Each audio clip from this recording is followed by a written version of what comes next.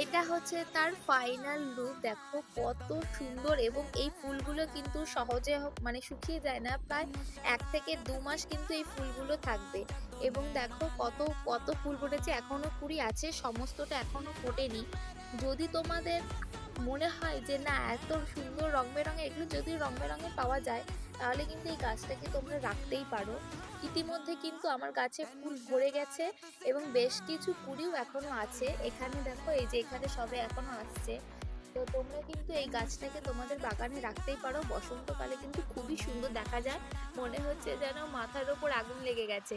দেখো কতটা সুন্দর দেখা যাচ্ছে। আর হ্যাঁ, অবশ্যই এটা কিন্তু অনেকগুলো কালার ভ্যারাইটি থাকে। আমার কাছে এখনো পর্যন্ত একটাই আছে, তো আমি এখনো কালেক্ট করতে পারিনি।